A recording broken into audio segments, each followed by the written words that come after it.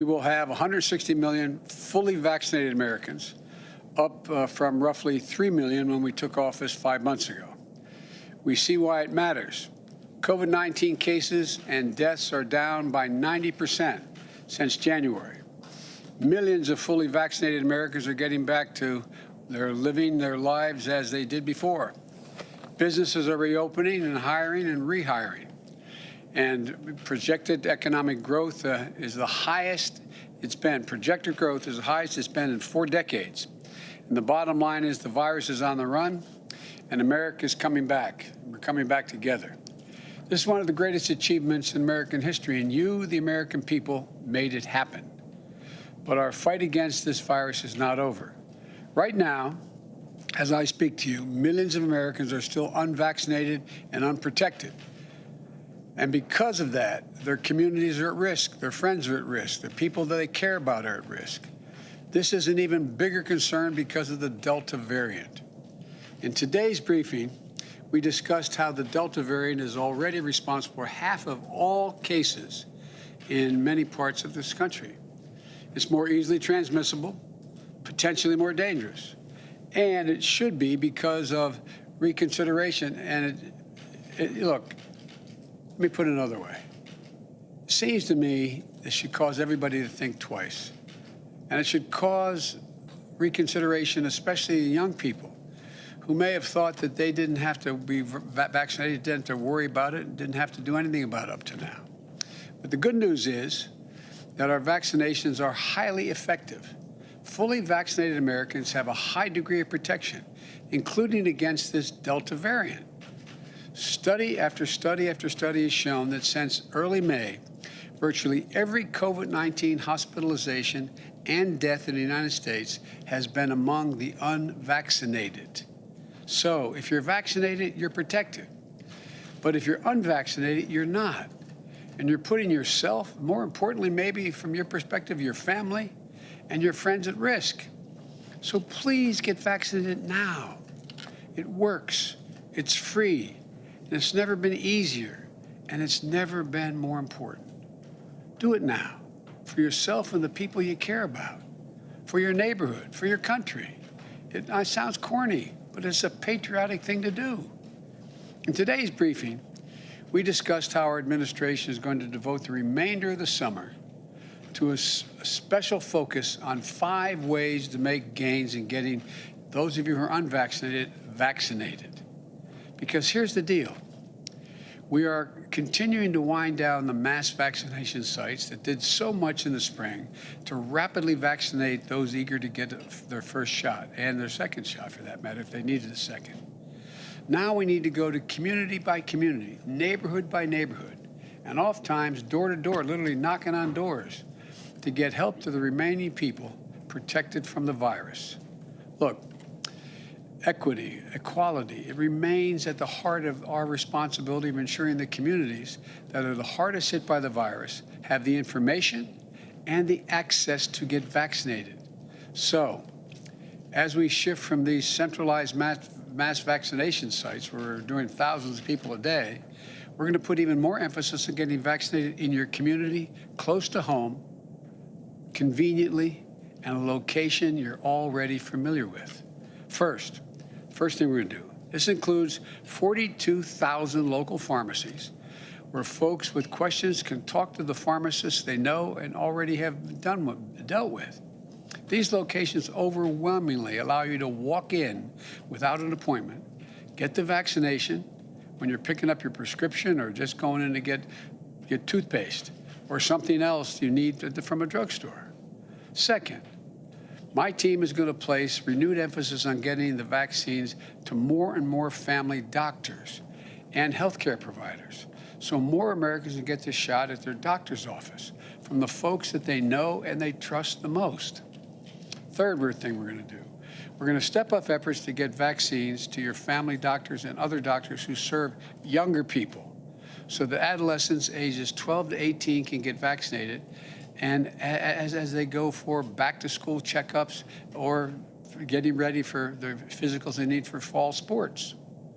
Fourth, we're also intensifying our efforts to meet people where they are, outside of their neighborhoods, pharmacies, and doctor's office. This includes continuing to work with employers to make vaccination shots available at work, on the work site if possible, or give their employees paid time off to get vaccinated in a nearby facility.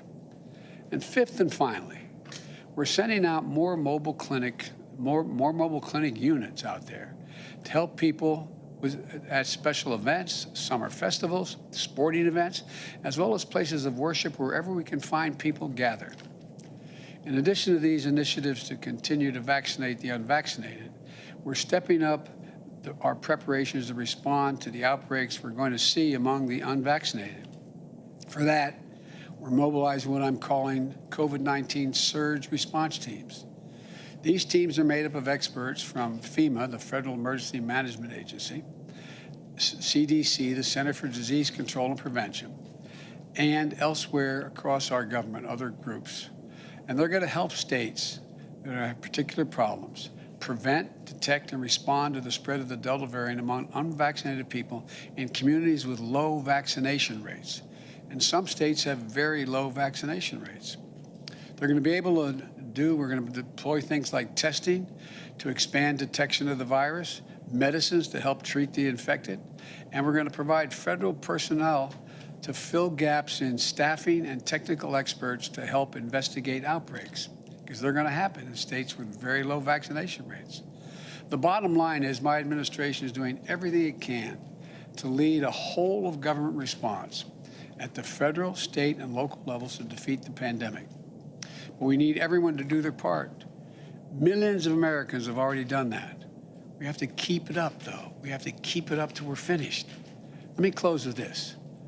We are emerging from one of the darkest years in our nation's history into a summer of hope and joy, hopefully. Think about where you were last year, where you are today, what you were able to do last year at this time and do today. It's a year of hard-fought progress. We can't get complacent now. The best thing you can do to protect yourself and your family and the people you care about the most is get vaccinated. The best things community can do to protect themselves is to increase vaccination rates. You can do this. You can do this. Let's finish the job. Finish it together. God bless you all, and please get vaccinated. It makes a big difference. As I said, it's a patriotic thing to do. May God protect our troops. Thank you. President, on the latest ransomware attack, can you tell us if you believe that rises to the level of U.S. retaliation?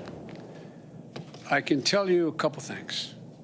I received an update from a national security team this morning. It appears to have caused minimal damage to U.S. businesses, but we're still gathering information to the full extent of the attack, and I'm going to have more to say about this in the next several days. We're getting more detail and information, but that's what I can tell you now, and I feel good about our ability to deal and respond. Thank you. Mr. President, you said every American should think twice about the Delta variant. What do you mean by that? Would you reconsider your air strike policy? And we've been listening to President Biden speaking at the White House about the U.S. vaccination effort. The president says there are now 160 million fully vaccinated Americans, and the projected economic growth of the country is the highest it's been in 4 decades. But the president said there are still lots of holdouts, and he has a message for those who are still unvaccinated. The Delta variant of the coronavirus is now responsible to close to half of all cases in the U.S., and he says if you are vaccinated, you are protected from severe illness from the Delta variant, but not if you are unvaccinated.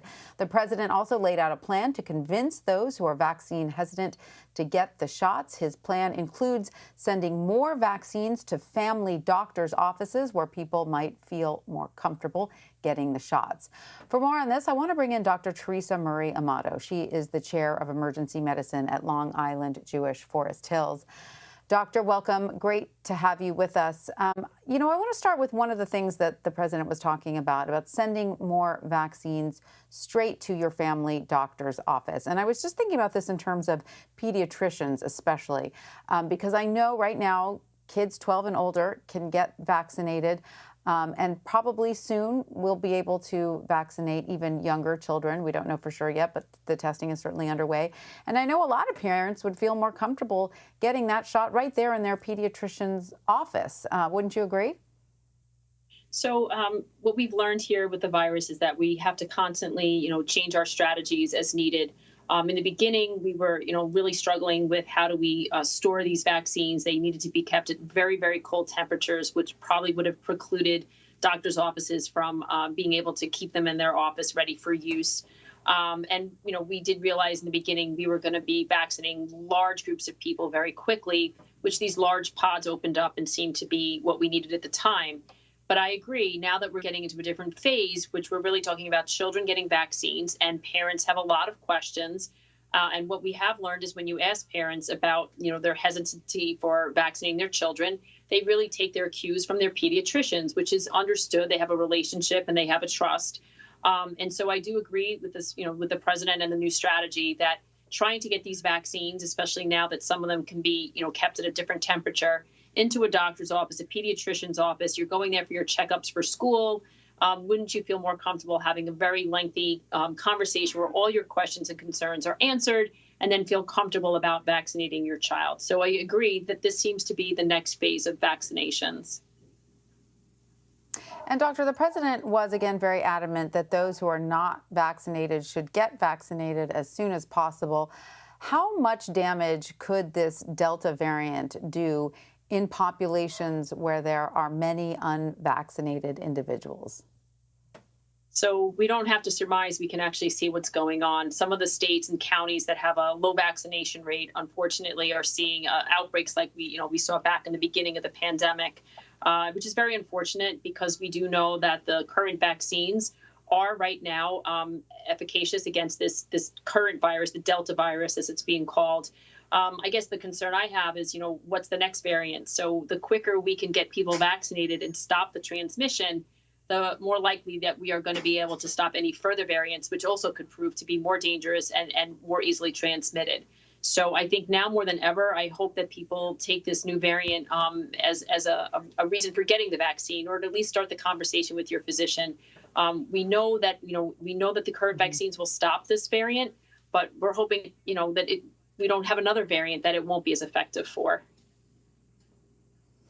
And Dr. Amato, as I said earlier, the president mentioned that 160 million Americans will be vaccinated by the end of the week.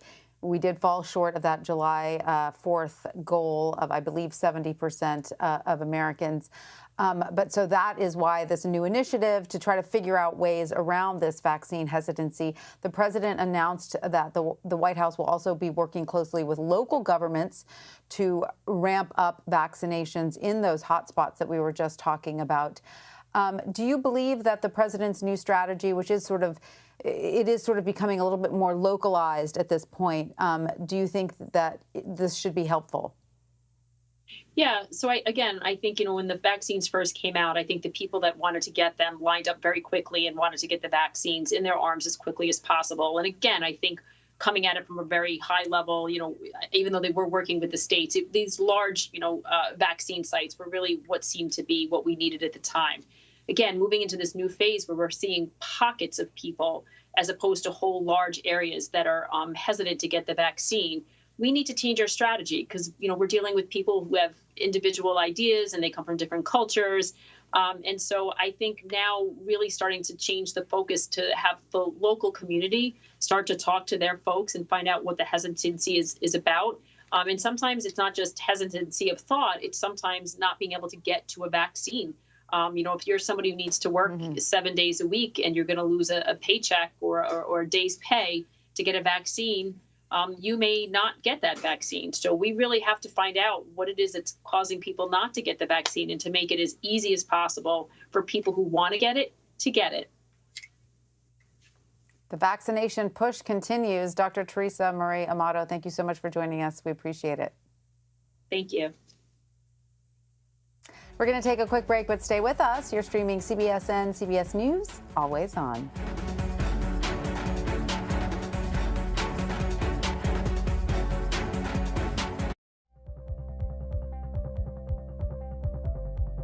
an original documentary on CBSN. Society is deeply uncomfortable with a woman holding power. For women, corporate America has been an uphill battle. You're emotional, you're harsh, you're cold. And it still is. That's when I realized womanness was at a disadvantage for me.